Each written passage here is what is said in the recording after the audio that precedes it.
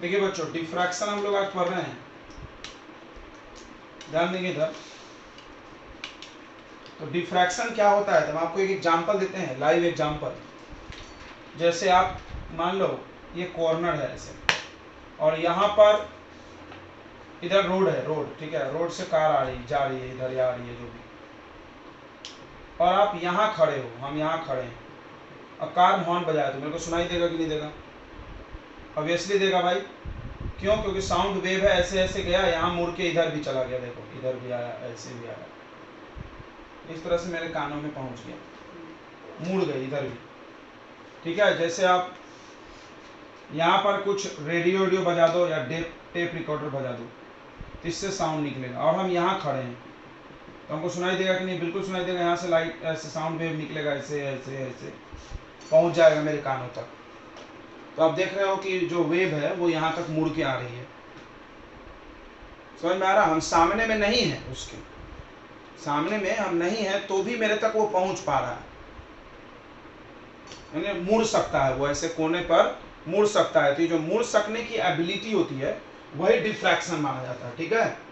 और ये property wave में देखा गया, जिसे साउंड वेव की हम बात कर रहे हैं। तो इसी तरह लाइट में भी बच्चों, लाइट में भी आपने कुछ चीजें देखी होगी बेंडिंग, तो आपको डिफ्रैक्शन का आइडिया क्लियर होगा कि वेव में हमको डिफ्रैक्शन दिखता है कि हमको ऐसे मुड़ के भी आवाज सुनाई देता है। समझ में आ रहा है कि नहीं आ रहा है? आप इवन इधर में इधर भी मुड़ जाएगा ये। तो ये साउंड में आपने अक्सर होते हुए डिफ्रैक्शन देखा है बच्चों।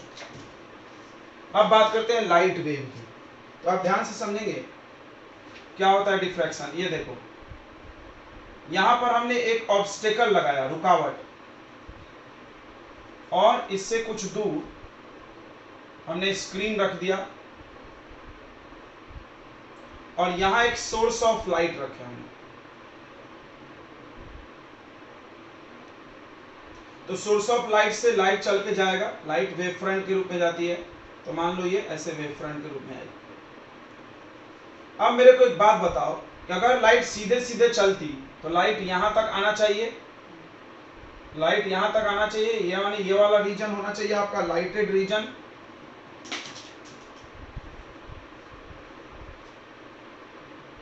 और ये वाला होना चाहिए शैडो रीजन। शैडो सुने होगे, लाइट के रुकने से जो रीजन का निर्माण हो, राइट, रुक गई, तो ऐसा होना चाहिए, होना चाहिए कि नहीं? हम उम्मीद करेंगे, बट ऐसा होगा नहीं। तुमको ही पता है क्या होगा, ये लाइट ऐसे जब आएगी यहां से मुड़ के इधर चली जाएगी, आपने देखा होगा, होता है ना। आप ये लाइट डालो तो ये नीचे तक ऐसे चला जाता है। तो लाइट आप ध्यान दो, इस कॉर्नर पर आके मुड़ के और शैडो रीजन में चली गई, और इधर तो जाएगी ही जाएगी लाइट, ये पूरा लाइटेड रीजन होगा, और शैडो यहां से होना चाहिए था, बट शैडो में भी लाइट मुड़ के ऐसे घुस जाएगी, आपने देखा होगा ऐसे, ठीक है। ओके, दूसरा एग्जांपल देखो कि मान लो हमने यहां पर एक ऑब्स्टेकल रखा, रुकावट, इस सबको ऑब्स्टेकल बोलते हैं,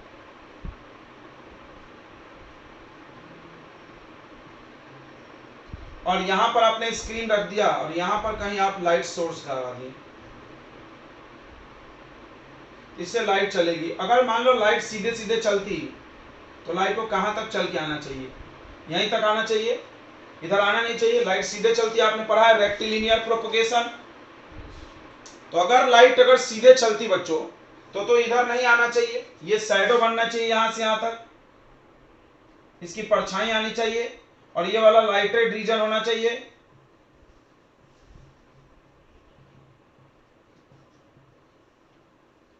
ये वाला लाइटेड रीजन होना चाहिए। बट आप देखोगे ऐसा होगा नहीं, आपको ही पता है, यहां से लाइट ऐसे घुस जाएगी, यहां से लाइट ऐसे घुस जाएगी, ये देखो ऐसे, और बहुत कम काला जगह बचेगा। इवन स्क्रीन दूर कर दे तो वो भी नहीं बचेगा। जैसे एरोप्लेन उड़ता है तो परछाई नहीं बनती है, चिड़िया उड़ती है तो परछाई नहीं बनती है, सुने होगे क्यों? क्योंकि लाइट एरोप्लेन, अच्छा, एरोप्लेन जब जमीन के पास आएगा तो परछाई बनती है। देखोगे जब एरोप्लेन रनवे पे उतर रहा तो परछाई दिखता है, लेकिन बहुत ऊपर है तो कहीं नहीं उड़ रहा। ये देखो, ये वही कॉन्सेप्ट है।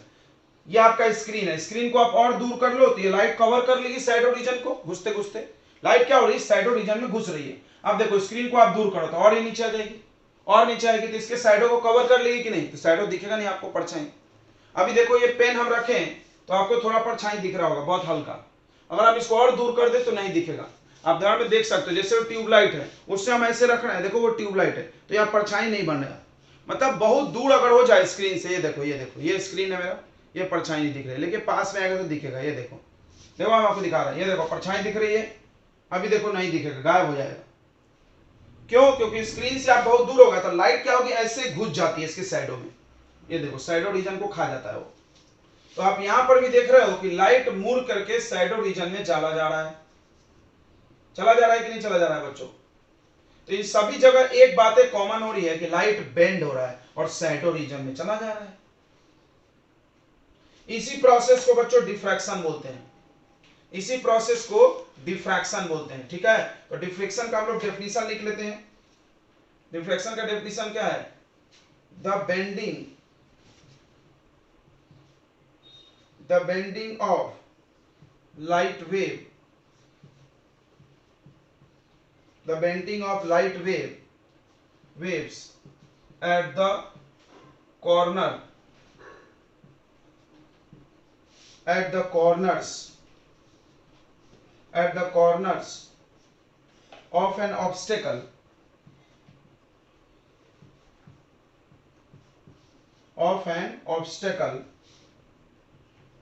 or aperture,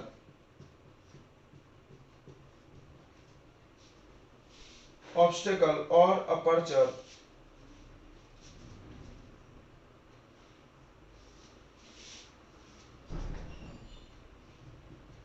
in the path of light is called diffraction। समझ गया होगा? लाइट मुड़ जाता है कोने पर, किसके कोने पे? इसको क्या बोलोगे? ऑब्स्टेकल, या एक अपर्चर भी होता है। अपर्चर क्या है, थोड़ा ध्यान दें। ये देखो ये स्क्रीन है, सॉरी, यहां पर आप एक गोल सा छेद बना दो। अब आप देखो स्क्रीन पे, आप देखो अगर लाइट सीधे चलती तो इतनी दूरी लाइट दिखना चाहिए। समझ में आ रहा है क्या बच्चों? यहां से लाइट आ रहा है, लाइट वेव फ्रंट पे चलती है तो आप ऐसे ऐसे वेव फ्रंट भी बना सकते हो, लाइन से ऐसे लंबा लंबा। ये क्या है? Plane wave front. ओके, तो लाइट यहां से आई, अब क्या लग रहा है? छोटा सा हम छेद करें, तुम ये देख सकते हो, आपने ही देखा है कभी कभी आपके छत के में टीन का छत कहीं होता है तो टपरे में छेद हो जाता है, देखे होगे, बहुत छोटा सा बारीक होल। या आप कहीं चाय के टपरे पे गए या कहीं झुग्गी झोपड़ी में गए तो आप देखो छोटा सा छेद होता है, तो उस छेद से जब लाइट आता है तो आप जमीन पर देखोगे इतना दूर गिरता है वो छेद, तो इतना सा है लेकिन वो गिर रहा है इतने दूर में, फैल गया। यहां पर भी वही होगा। ये आपका हो गया अपर्चर बच्चों, अपर्चर ओपनिंग, ठीक है, या इसी को आप अपर्चर बोल रहे हो। तो यहां से जब लाइट ऐसे चलेगा बच्चों तो ये मुड़ के इधर चला जाएगा शैडो रीजन में। देखो ये वाला शैडो रीजन था, ये वाला लाइटेड रीजन था, तो आप देखोगे इतने दूर गोल सा ऐसा ब्राइट बनेगा। ध्यान दिया है क्या आपने कभी? इतने दूर गोल सा ब्राइट रीजन बनेगा, लाइटेड रीजन।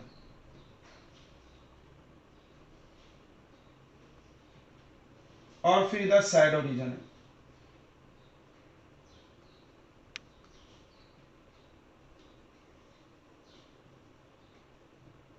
तो वही चीज यहां लिखा है कि जब लाइट किसी कोने से गुजरे, दिख रहा है कॉर्नर कॉर्नर कॉर्नर, देख लो आप, कॉर्नर कॉर्नर दिख रहा है कि हम आपको दिखा दें? ये दिख रहा है कॉर्नर। जब लाइट किसी कॉर्नर से गुजरे, किसी ऑब्स्टेकल के, रुकावट, कोई रुकावट है उसके कॉर्नर से गुजरे, या किसी अपर्चर यानी होल से पास हो, तो लाइट मुड़ जाती है अपने रास्ते में चलते चलते, पाथ ऑफ लाइट में। इसी प्रोसेस को हम लोग क्या बोलते हैं? डिफ्रैक्शन बोलते हैं। आई होप आपको डेफिनेशन बढ़िया से समझ में आ गया होगा, कोई डाउट नहीं है, आपने देखा भी है इसको। और ये वेव ही दिखा सकता है, ये लाइट के वेव प्रॉपर्टी को एक्सप्लेन करता है। तो diffraction is possible by wave, so it explain by the wave nature of light. आप इसको भी नोट कर सकते हो। diffraction is possible by waves, so it shows wave nature of light। ये वेव नेचर ऑफ लाइट को दिखाता है। जैसे आपको हम अभी एग्जांपल दे रहे थे कि साउंड में डिफ्रैक्शन होता है, तो साउंड तो वेव है, मैकेनिकल वेव।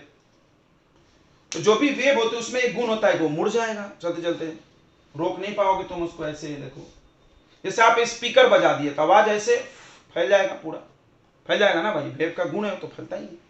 तो लाइट में भी ऐसा हो रहा है, आप देख लो भाई। तो ये हो गया बच्चों डिफ्रैक्शन, समझ में आ रहा है। चलिए अब देखते हैं हम लोग कि डिफ्रैक्शन पैटर्न कैसा बनता है जब बच्चों इसको माइक्रोस्कोप से देखा गया। देखिए अगला हम लोग देखेंगे बच्चों कंडीशन ऑफ डिफ्रैक्शन। कब डिफ्रैक्शन पैटर्न बनेगा, कब ऐसा होगा कि लाइट मुड़ जाएगी, आपको छोटे से छेद में बड़ा सा ब्राइट रीजन दिखेगा, कब होगा ऐसा। तब आपको एक पॉइंट बताए थे बच्चों कि अब जब आपके छेद का साइज लाइट के वेवलेंथ के साइज का हो, याद आ रहा है, बताया था हमने, तब वेव ऑप्टिक्स लगता है, नहीं तो रे ऑप्टिक्स। जैसे हमने बताया था विंडो खोल दो धूप आ रही है तो सीधे सीधे आते दिखेगा आपको रे ऑप्टिक्स वैलिड होगा, राइट, ये कहानी बताया था हमने। और अगर बहुत छोटे से होल से, एकदम टीन जैसा होल, जैसे टीन के टपरे में होल हो गया, बराबर, पूरा टीन का छप्पर हटा दो थोड़ी ना वेव नेचर आपको दिखेगा लाइट का, सीधे दिखेगा, लाइट तो सीधे आ रही है। तो जब होल का साइज बहुत छोटा हो तब जाकर के बच्चों आपको ये डिफ्रैक्शन पैटर्न दिखेगा। ये ध्यान रखेंगे, बहुत इंपॉर्टेंट है कि जो साइज ऑफ ऑब्स्टेकल है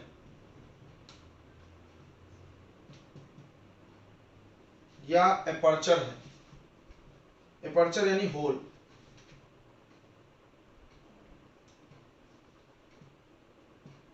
ओपनिंग आप इसको बोल सकते हो,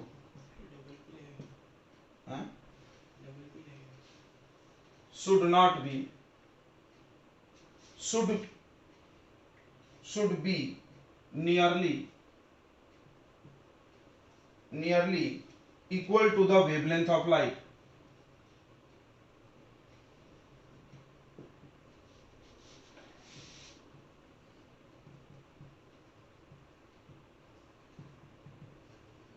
एग्जैक्ट सेम नहीं होना चाहिए, नियरली इक्वल मतलब 2 गुना 4 गुना 5 गुना। कल आपने क्वेश्चन बनाया होगा इंटरफेरेंस में भी ये टॉपिक मिला था। जैसे देखें आप, जैसे आप ध्यान देंगे यहां पर हमने एक छेद बनाया है तो आप देखो कि ये ओपनिंग को हम बड़ा कर दिए, तब यहां जब लाइट वेव इंसिडेंट होगा, ये देखो ये क्या है, ये है प्लेन वेव फ्रंट। ऐसे जब हम बनाते हैं तो क्या होता है, ये प्लेन वेव फ्रंट, और लाइट रे ऐसा कैसा चलता है, इसके परपेंडिकुलर।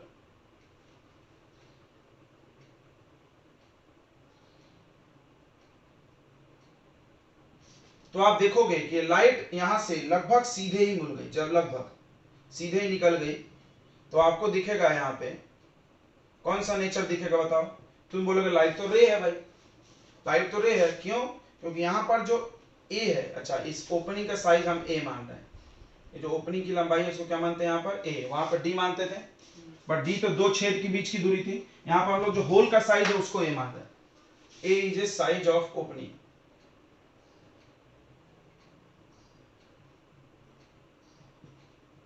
ओपनिंग का साइज जो है वो बहुत बहुत बहुत बड़ा है लैम्डा से, मान लो 1 सेंटीमीटर है, 1 सेंटीमीटर भी होगा इतना बड़ा, तो भी वो तो बहुत बड़ा है, क्योंकि वेवलेंथ तो नैनो में होता है, आपको पता होगा। नैनो मतलब आंख नहीं, नैनो साइंस वाला नैनो, नैनारे और नैना नहीं, ठीक है। तो यहां पर आपको डिफ्रैक्शन देखने को नहीं मिलेगा, नो डिफ्रैक्शन। अगर आपने ओपनिंग बहुत ही छोटा कर दिया, इतना छोटा कि पिन होल जैसा, हम उतना छोटा तो नहीं बनाएंगे, दिखेगा नहीं तो। अब यहां से जब लाइट वेव फ्रंट जाएगा, यहां से जब निकलेगा तो ऐसे बन के निकलेगा सोर्स, ये देखो, समझ में आ रहा है। तो आपको यहां पर डिफ्रैक्शन पैटर्न बनता हुआ स्क्रीन पर दिखेगा। यह आया था प्लेनर और बन गया ऐसा। यहां पर ए जो है वो लगभग इक्वल है लैम्डा के, ओपनिंग साइज वेरी स्मॉल,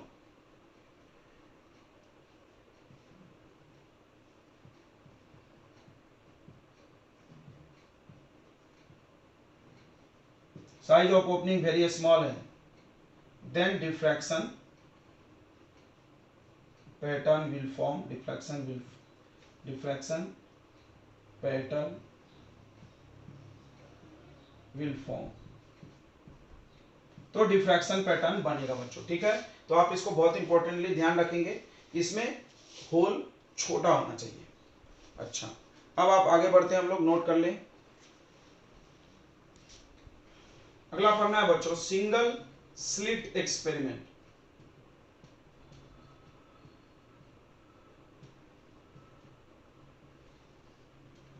बहुत इंपॉर्टेंट बात है ये। जैसे आपने इंटरफियरेंस में पढ़ा होगा, 2 स्लिट की जरूरत थी, वहां पे 2 को छेद लगता था। तो interference pattern is formed by 2 slits और diffraction pattern is form by single slit.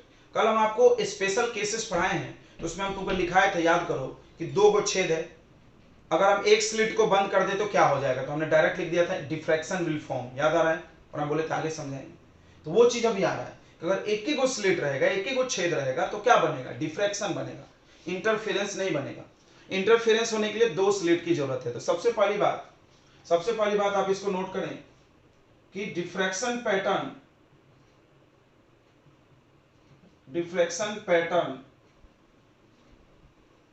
Is formed bye single slit या ओपनिंग, सिंगल ओपनिंग से, ठीक है, याद रखें।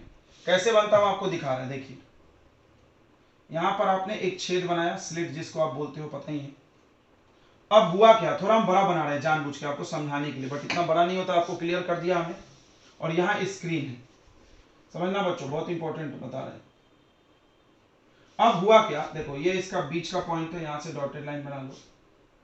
तो यहां से जो लाइट वेव चल के गई, देखो, और यहां से जो लाइट वेव चल के गई, बताओ इन दोनों का पाथ डिफरेंस कितना है, समझ में आ रहा है। ए पॉइंट से जो लाइट गई और बी पॉइंट से, यहां से जो चल के गई और यहां से गई, इक्वल दिख रहा है।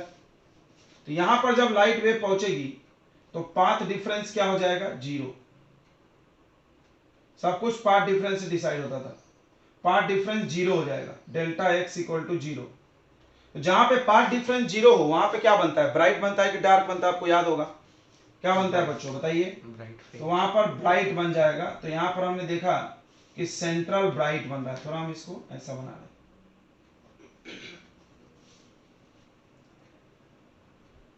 ये ब्राइट बन गया, ठीक है बच्चों, सेंट्रल ब्राइट गोल बनता है।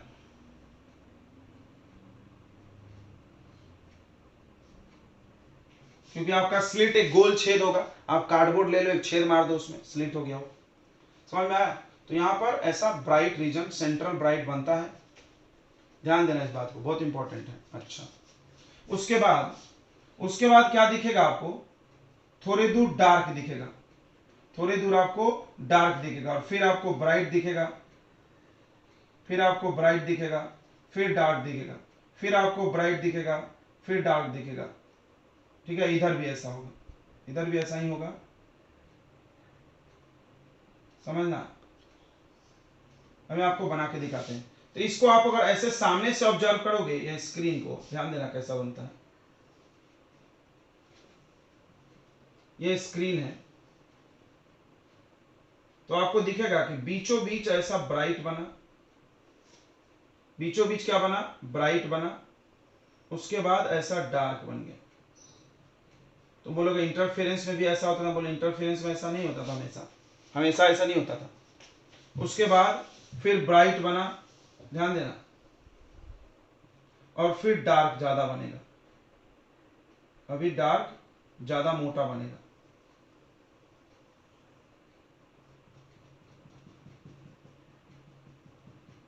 फिर ब्राइट बनेगा। तो यहां पर जो ब्राइट और डार्क का इंटेंसिटी है वो सेम नहीं रहता, ध्यान दो, ये आप पूरा काला कर लेना इसको, ये डार्क है, ठीक है।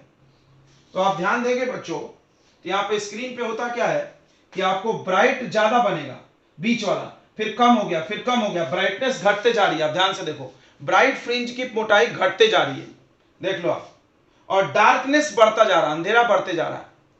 समझ में आ रहा है क्या मेरी बात, ब्राइट वाले की मोटाई क्या होती जा रही है, कम होती जा रही है, बीच में खूब ब्राइट बनेगा, उसके बाद डार्क, फिर हल्का ब्राइट, फिर और ब्राइट, अब इंटेंसिटी भी घटेगा। जैसे ये खूब ब्राइट होगा, ये लेस ब्राइट होगा, और ये फिर उससे भी कम को क्या बोलेंगे, laser.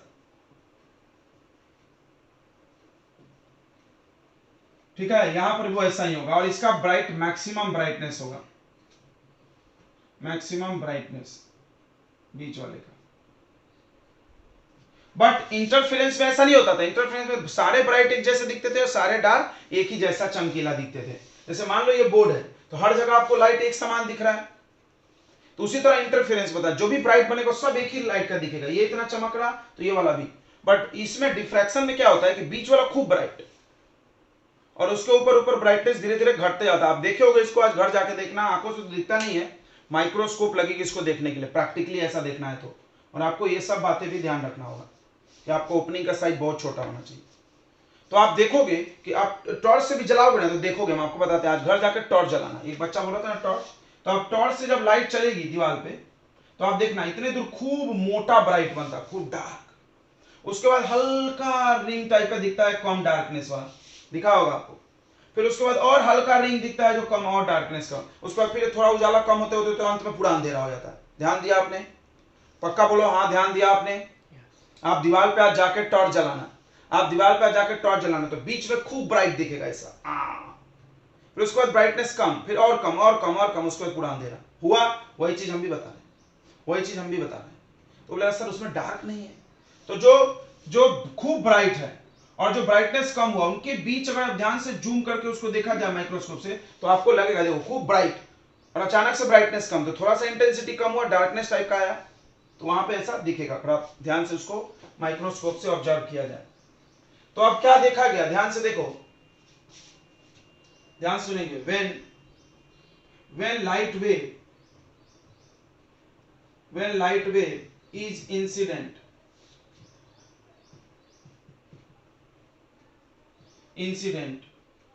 to a slit, then we observe following। हम लोग निम्नलिखित चीजों को ऑब्जर्व करेंगे। पहला एट सेंटर सेंट्रल ब्राइट, या इसको कोई कोई सेंट्रल मैक्सिमा भी बोलता है, central maxima will form, central maxima बनेगा because path difference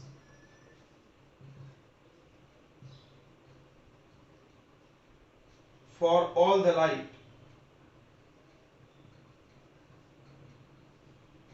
light waves coming from, ये आपको डिफ्रैक्शन पैटर्न हो गया बच्चों, याद रखना, यहां लिख लो डिफ्रैक्शन, बार बार हम नाम यूज कर रहे थे, पैटर्न, और ये माइक्रोस्कोप से ज्यादा दिखेगा। डिफ्रैक्शन पैटर्न क्या होता है, अगली बार कोई पूछे तो बोलना बीच में खूब ब्राइट मोटा सा, फिर डार्क पतला, फिर और व्हाइट पतला, समझ में आ रहा, खूब उजाला, फिर उजाला धीरे धीरे कम होगा, अंधेरा धीरे धीरे बढ़ेगा, अंधेरा कायम रहेगा।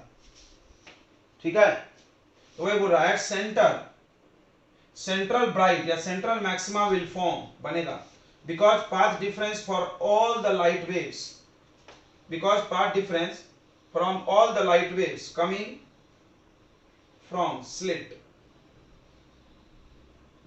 is 0। सबके लिए डेल्टा एक्स 0 है। यहां से जितने भी लाइट जाएंगे, यहां से भी जाएंगे लाइट, अब सोचो यहां भी एक पॉइंट है, यहां भी एक पॉइंट है, यहां सबसे लाइट जाएंगे तो सबका पाथ डिफरेंस कितना होगा, 0 होगा। समझा कि नहीं? यहां पे तो बहुत सारे पॉइंट होंगे और बीच के बीच में हर जगह से लाइट जा रहा है तो सब 0 हो जाएगा। दूसरा पॉइंट बहुत important, very important point, very important, कि इंटेंसिटी ऑफ ब्राइट फ्रिंज, इसको भी फ्रिंज ही बोलते हैं, डिक्रीजेस। ब्राइट की इंटेंसिटी घट रही है, पावर ब्राइटनेस चमकीलापन कम हो रहा है, and intensity of dark fringe increases. और डार्क वाले की इंटेंसिटी बढ़ेगी, आपको दिखेगा ऐसा। तीसरा पॉइंट बच्चों, दूसरा तीसरा ऐसा लिखो कि फ्रिंज विड्थ आपको याद होगा, दो ब्राइट और दो डार्क के बीच की दूरी। वहां पर इंटरफेरेंस में आपने देखा होगा कि जितना मोटा ब्राइट बनता है उतना ही मोटा डार्क, फिर जितना मोटा ब्राइट बनेगा उतना ही मोटा डार्क। हमेशा यह हमेशा होता था, आपने ध्यान दिया होगा, कभी ये टूटता नहीं था। ये बंधन तो प्यार का बंधन है, टूटेगा नहीं। यहां पर इंटरफेरेंस में ऐसा नहीं, यहां नहीं हो रहा, नको बीच वाला खूब मोटा ब्राइट बड़ा सा, बाकी लोग छोटे होते जा रहे। तो fringe width is not constant, width of constant नहीं होता है, width of central bright is maximum, सबसे ज्यादा होता है central bright, and then decreases gradually.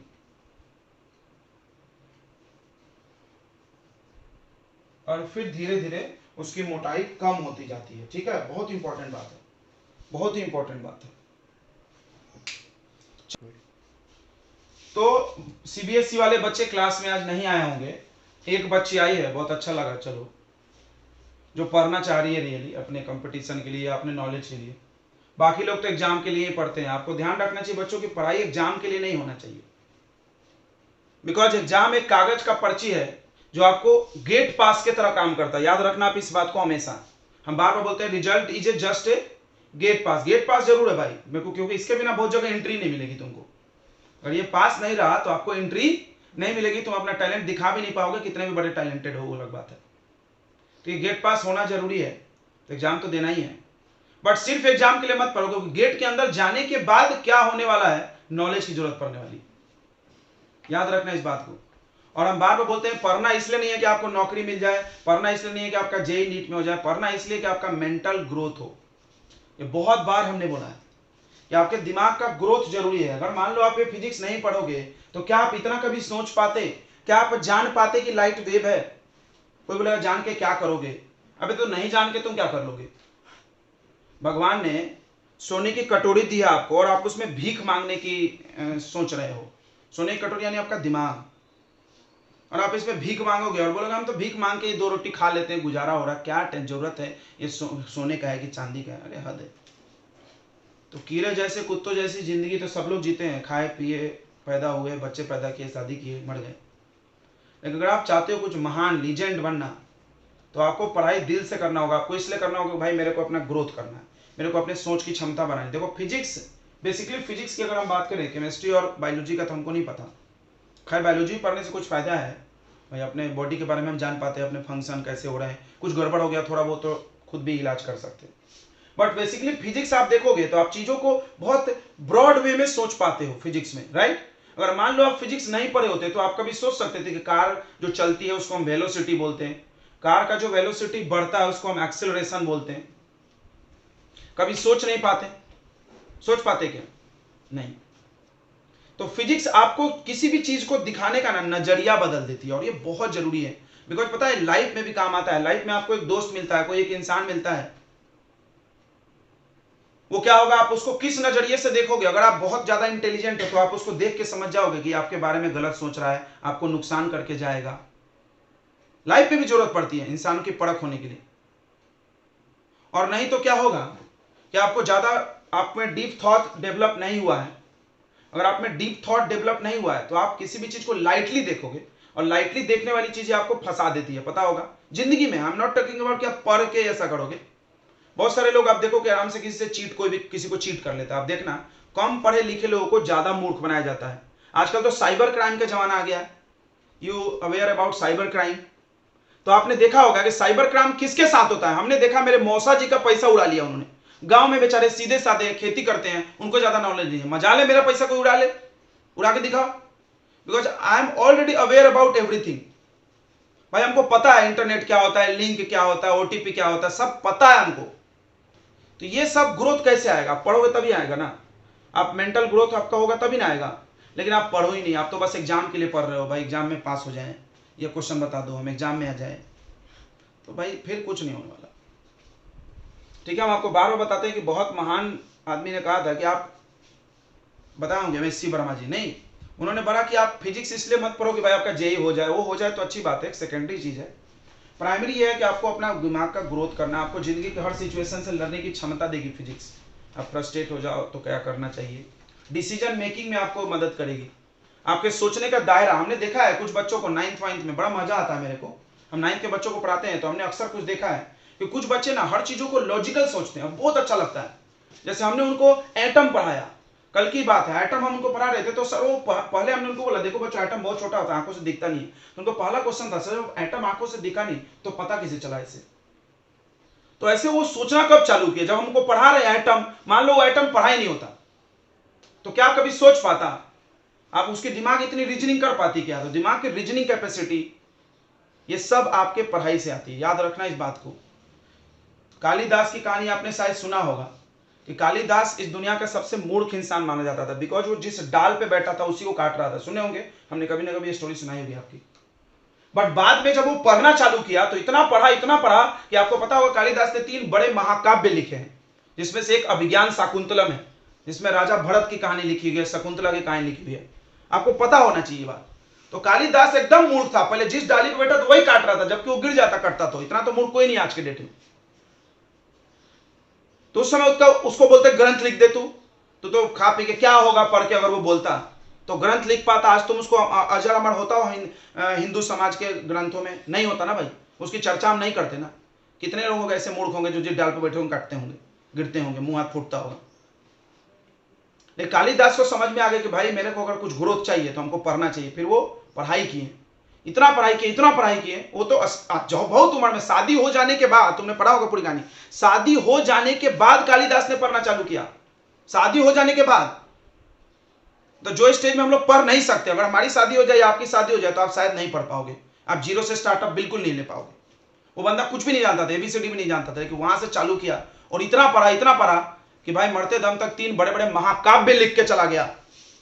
सोचो, तो भैया पढ़ना इसलिए है कि आपको अपना नाम करना है, आपको एक ओहदा बनाना है, आपको अपना एक पहचान साबित करना है। जैसे हमने यहाँ के पहचान साबित किया। क्या मेरे पापा का नाम आप जानते हो? नहीं, मेरे नाम से आप मेरे को जानते हो यहाँ पे। I have made my dignity. But आपका तो कुछ भी, तुम किसी को नाम बताते हो, पापा का नाम बोल, बाप का नाम बोल, क्यों? तुमको तो कोई जानता ही नहीं है, तुम्हारे पापा के नाम से जानते हैं सब। तो आपको अपना पहचान क्रिएट करना है, इसलिए आपको पढ़ना चाहिए। इसलिए आप बच्चों ईमानदारी से पढ़ें, सीरियसली पढ़ें।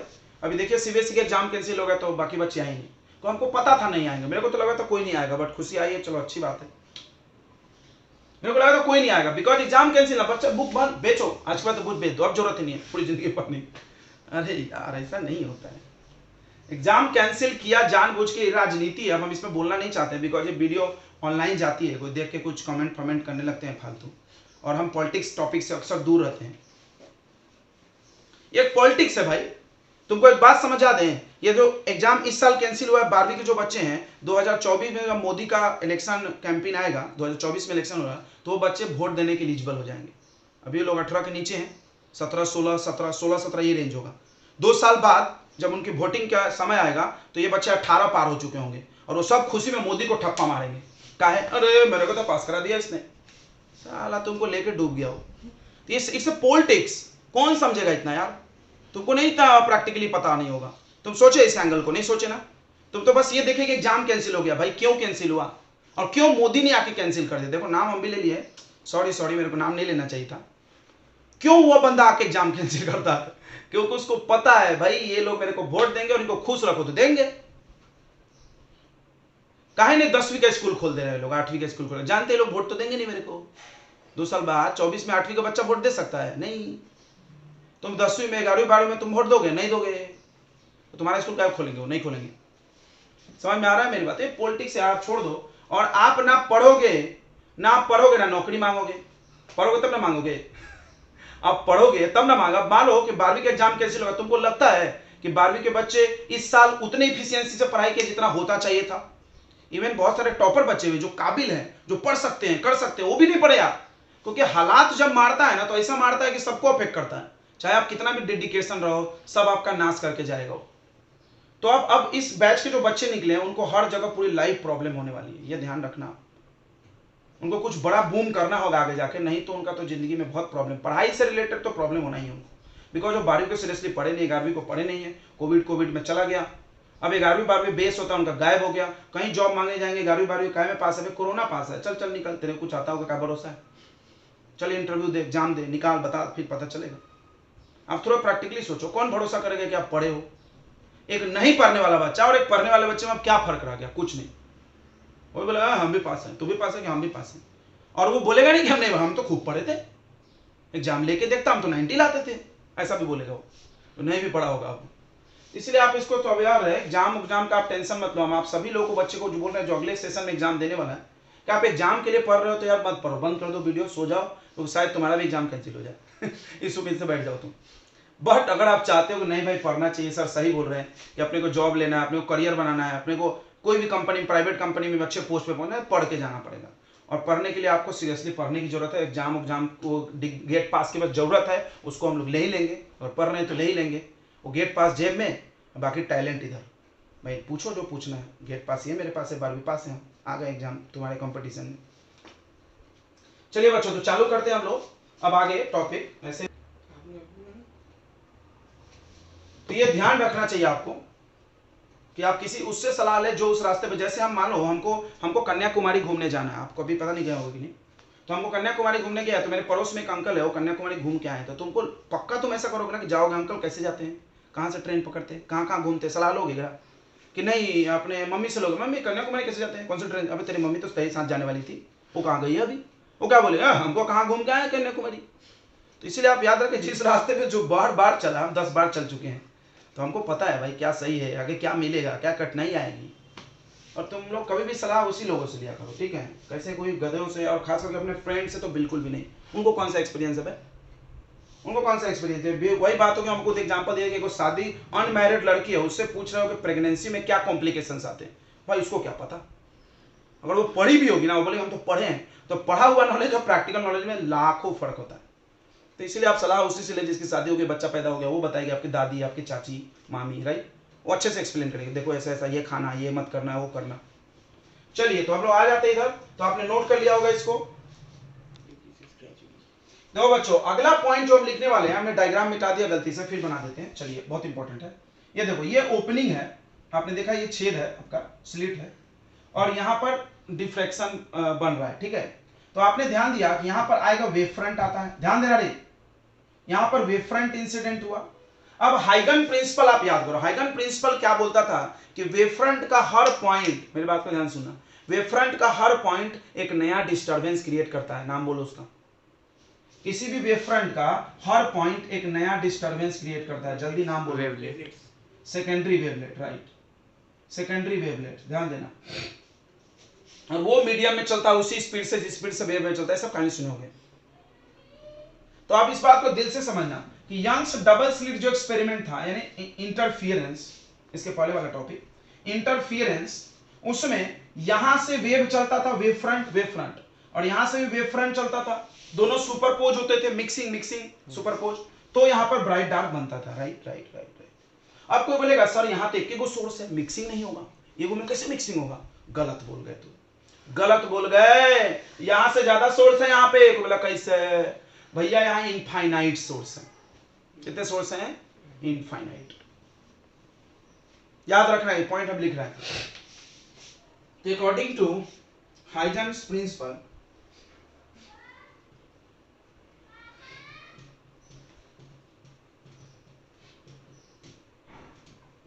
हाइजेंस प्रिंसिपल से एवरी पॉइंट ऑफ या each point of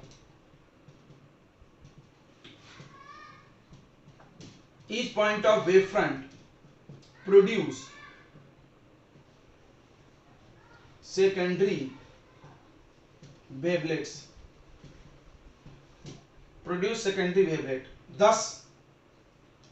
thus diffraction pattern will form by superposition of secondary wavelets. ये बहुत इंपॉर्टेंट बात है, एक मार्क में पूछा जा सकता है। कुछ लोगों को लगेगा कि होगा ही नहीं सुपरपोजिशन, बिकॉज एक ही को सोर्स है, तो गलत कर गए तुम भाई, यहाँ पे हो रहा है सुपरपोजिशन और इनफाइनाइट सोर्स है। चलिए अगला पॉइंट लिख देते हैं। अगला, फॉर डिफ्रैक्शन या डिफ्रैक्शन इज फॉर्म्ड बाय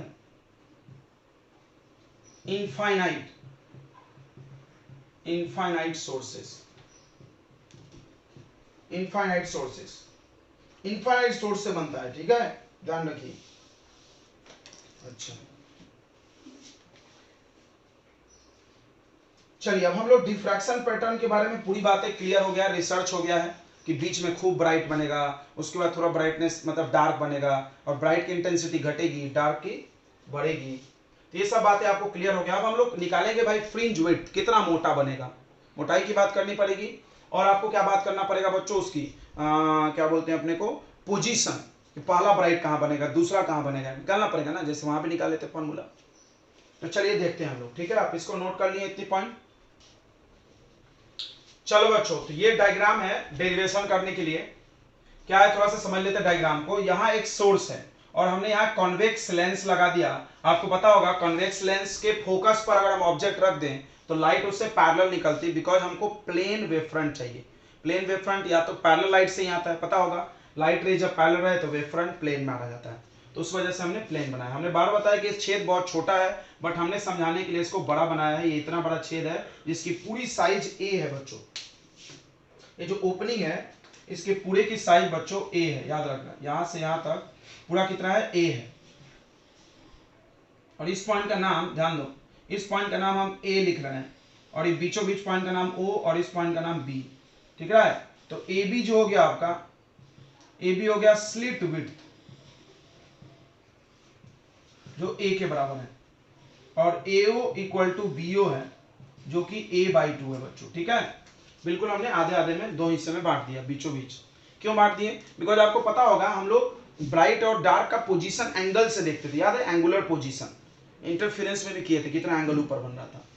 सबसे पहली बात कि अगर लाइट यहां से ऐसे चल के गई तो यहाँ पर ब्राइट बनेगा। अब तुम्हारे मन में सवाल होगा कॉन्वेक्स लेंस काय को लगा दिए, इंटरफेरेंस में तो नहीं लगा। अरे यार, अभी हमने बताया था कि डिफ्रैक्शन पैटर्न को देखने के लिए आपको या तो माइक्रोस्कोप चाहिए या तो कन्वेक्स लेंस चाहिए, बिकॉज कन्वेक्स लेंस क्या करेगा, जो भी लाइट रे होगा उसको बराबर एक जगह इकट्ठा करेगा, जहां भी करना है, मतलब ब्राइट पे करना है तो सबको बराबर पहुंचा देगा, फैलेगा नहीं लाइट, समझ में आया, स्फेरिकल एब्रेशन टाइप का नहीं होगा, ऐसा नहीं बगर गया लाइट, समझ में नहीं आ रहा किधर ब्राइट किधर डार्क। इस वजह से to get a sharp bright and dark region, याद रखना, कोई पूछ सकता है ये कन्वेक्स टाइप लगा, ये तो समझ में आया, बिकॉज लाइट को पैरेलल बनाएगा लाइट रे को, तो प्लेन वेव फ्रंट की बात होगी। ये देखो, ये प्लेन वेव फ्रंट इंसिडेंट हो रहा है, सबको समझ रहा है ना बच्चों, ये क्या इंसिडेंट हो रहा है आपका, प्लेन वेव फ्रंट। सब डेरिवेशन प्लेन वेव फ्रंट के लिए किया गया है, ये प्लेन वेव फ्रंट है, देखो टेढ़ा बन जा रहा है तो। और ये पूरा ओपनिंग ए का है, तो हमने इसको दो भाग में बांट लिया, a/2 and a/2। Okay, very good. और यहां पर सेंटर में ब्राइट बनेगा, यहां पर लिख रहे हैं P0 आपका सेंट्रल ब्राइट है, सेंट्रल ब्राइट है, सेंट्रल मैक्सिमा है। इससे y ऊपर एक P पॉइंट मान लिया, हम P को एक बार डार्क लेके डेरिवेशन करेंगे, एक बार ब्राइट लेके भी करेंगे, याद होगा आपको इंटरफेरेंस में। तो अभी मान रहे हैं हम कि यहां से लाइट यहां पहुंच रही है। अब लाइट पहुंच तो रही है, बट वहां ब्राइट होगा कि डार्क होगा वो इस बात पे निर्भर करेगा कि कंस्ट्रक्टिव इंटरफेरेंस हो रहा कि डिस्ट्रक्टिव। सबको पता है कहानी, अगर कंस्ट्रक्टिव इंटरफेरेंस हुआ तो ब्राइट बनता है, अगर डिस्ट्रक्टिव हुआ तो क्या बनता है, बोलो, डार्क बनता है। तो अभी हमको नहीं पता क्या हो रहा, बट लाइट वहां जा रही है, जाने का ही बिल्कुल मतलब नहीं कि ब्राइट हो जाएगा। आपको बताए थे कि लाइट गया, बट वो जाते जाते रात में रास्ते में टकरा टुकरा के खत्म भी हो सकता है और पहुंच भी सकता है। कंस्ट्रक्टिव क्या होता है, दो लाइट वेव अगर सेम वेव फीज में मिला तो दोनों मिल के पहुंच जाएगा, चल भाई। डिस्ट्रक्टिव क्या हुआ है, क्रिस जा रहा है, ट्रॉप जा रहा है, काट देगा क्रिस ट्रॉप को, पहुंचेगा नहीं लाइट, वहां पर जीरो इंटेंसिटी आ जाएगा। तो हमने एक पी पॉइंट के ऊपर अभी मान लिए है कि वो ब्राइट है, मान लो कि फर्स्ट ब्राइट है, क्या है आपका, फर्स्ट ब्राइट है। अभी मान लो ये फर्स्ट ब्राइट है और उसका डेरिवेशन कर रहे हैं, वो कितना ऊपर है, थीटा डिग्री ऊपर। ध्यान देंगे इधर, ध्यान देंगे, देखो यहां पर हमारे पास क्या क्या है, वी हैव ए स्लिट, एक स्लिट है जिसका विड्थ है आपका a, यानी ए बी इक्वल टू ए लिख दिया हमने वहां पे, और उसको हमने दो इक्वल पार्ट में बांट लिया है, A O B O, A O B O, A by two. P naught is central maxima, P naught is central maxima या सेंट्रल ब्राइट आप इसको बोल सकते हो। और बच्चों जो पी है वो हो गया आपका फर्स्ट ब्राइट फ्रिंज, ठीक है। Now we will find the path difference, right. सब कुछ पाथ डिफरेंस से डिसाइड होता है, पाथ डिफरेंस कितना होगा, ध्यान देना इस बात में। तो पाथ डिफरेंस फाइंड करने के लिए हमने यहां से परपेंडिकुलर ड्रॉ किया, जो कि हम वहां भी करते थे, याद होगा, एन, याद है कि नहीं याद है, बताओ। तो ड्रॉ ए एन परपेंडिकुलर, ठीक है। तो पाथ डिफरेंस, अब देखो यहां से जो लाइट गई और यहां से जो लाइट गई उसके बीच का डिफरेंस कितना होगा, ओ एन, याद होगा ये कहानी पूरी। ये ज्यादा चल के गई है, कम चल के गई है, तो इतने का ज्यादा डिफरेंस है तो हम उसको मान लेंगे ऑन ओपी। किस पे परपेंडिकुलर खींचा हमने, ओपी पे। तो अब ध्यान दे, पाथ डिफरेंस बच्चों, पाथ डिफरेंस हो जाएगा ओ एन के बराबर, और ओ एन हो जाएगा, देखो ये हाइपोटेनस है तो ये कितना होगा, सटा तो कॉस हटा तो साइन, पढ़े हो ना। ये थीटा है तो यहां भी ये थीटा आ जाएगा, ध्यान देना, ये थीटा आ जाएगा, लाइन और रे के बीच का एंगल थीटा थीटा। तो ये 90 माइनस थीटा होगा, ये वाला थीटा सेम है बच्चों, इसलिए हम ज्यादा बता नहीं रहे, सेम होगा। वहां भी यही हुआ था, देख लेना आप कॉपी पलट के, थीटा। ओके, तो ओ एन आ जाएगा, ओ एन आ जाएगा, देखो ये थीटा है, ये साइड है, तो साइड से ये सटा वाला है, ये हटा वाला है, तो क्या आ जाएगा, हाँ बोलो, a by two sine theta. किसको किसको समझ गया, आ गया होगा I think. Okay, a by two sine theta, a by two sine theta. ध्यान देना इस बात को। थीटा क्या है, थीटा हमने बताया, थीटा है angular position, angular position of point P, point P का एंगुलर पोजीशन, एंगल से हम उसका पोजीशन बता रहे हैं, ठीक है। तो ऐसा देखा गया, इट इज ऑब्जर्व दैट, ध्यान देना इस बात को, it is observe that, it is observe that, ध्यान देना बच्चों इस बात पे, इट इज ऑब्जर्व दैट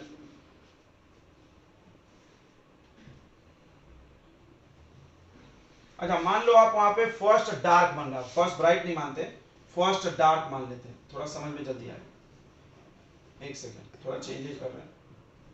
मान लो पी जब फर्स्ट डार्क फ्रिंज, पहला डार्क फ्रिंज, ब्राइट खत्म होने के बाद डार्क चालू होगा, तो वहां से डार्क चालू हुआ है, ध्यान देना इस बात को। तो अब आपको जल्दी समझेगा। अब बताओ डार्क फ्रिंज कब बनता है, जब पाथ डिफरेंस कितना होता है फर्स्ट डार्क पे, लैम्डा बाई टू। भाई पढ़े हो ना इंटरफेरेंस, याद तो है ना, नहीं याद है तो जान लो। ब्राइट के लिए पाथ डिफरेंस होता था 0, एन लैम्डा बोलते थे, नहीं 0 1 लैम्डा 2 लैम्डा 3 लैम्डा। और डार्क के लिए, डार्क के लिए क्या होता था, जल्दी बोलो, लैम्डा बाई 2 3 लैम्डा बाई 2 होता था। तो अगर this is first drive, then we know that, ध्यान देना, then we know that path difference is equal to lambda by 2, राइट। तो ये भी पाथ डिफरेंस, ये भी पाथ डिफरेंस, दोनों इक्वल होगा, a by 2 sin theta equal to lambda by 2, 2 2 cut गया, a sin theta equal to lambda. ये शर्त किसके लिए आया, फॉर फर्स्ट डार्क, यानी डिस्ट्रक्टिव इंटरफेरेंस। डार्क कब बना होगा बताओ, डिस्ट्रक्टिव हुआ होगा, कंस्ट्रक्टिव हुआ होगा, बताइए बच्चों, डिस्ट्रक्टिव हुआ होगा, कंस्ट्रक्टिव हुआ होगा, डिस्ट्रक्टिव।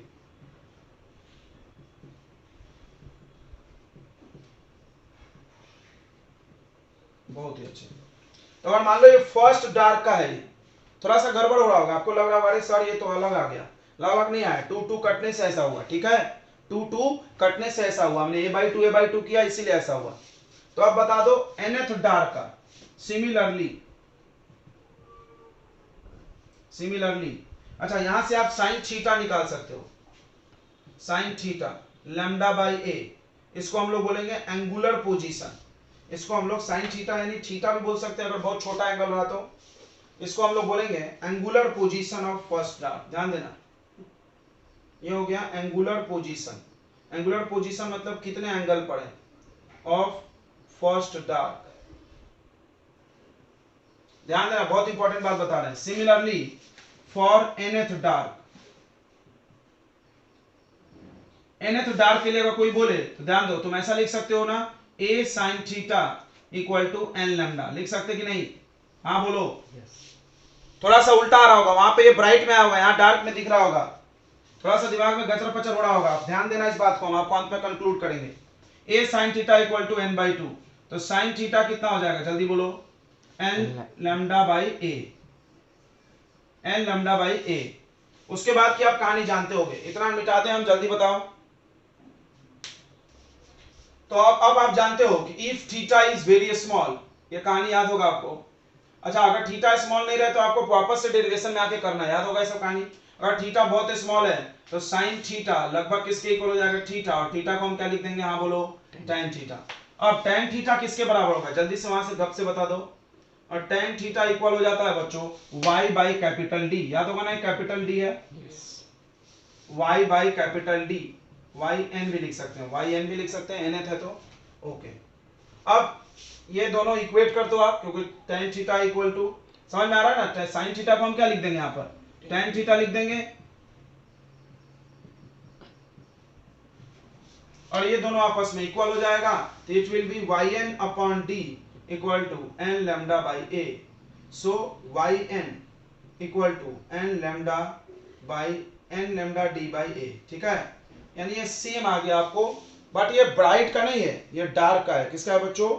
डार्क का है, position of nth dark fringe.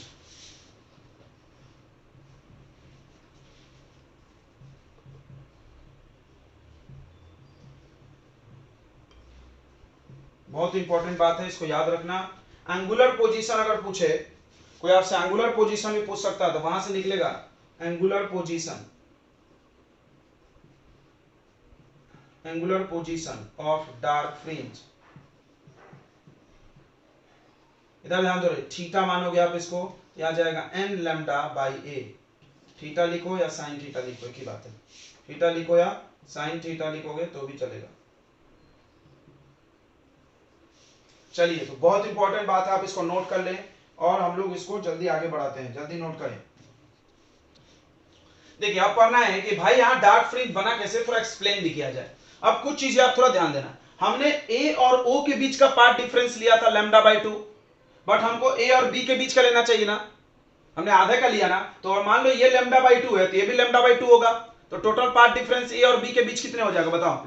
यहां से जो लाइट चल के गए और यहां से जो चल के गए उसके बीच का डिफरेंस लैम्डा बाई 2 था, तो यहां और यहां के बीच का हम देखते तो कितना आ जाता बताओ? Lambda double. तो इसको थोड़ा समझेंगे, इसको समझेंगे बच्चों, बहुत इंपॉर्टेंट बात हम बता रहे हैं कि इन डिफ्रैक्शन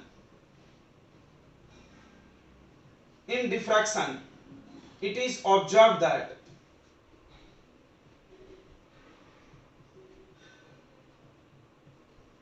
आज के लिए रहने दिया गया, कल ही करेंगे, अब टाइम हो रहा है, तो सुन के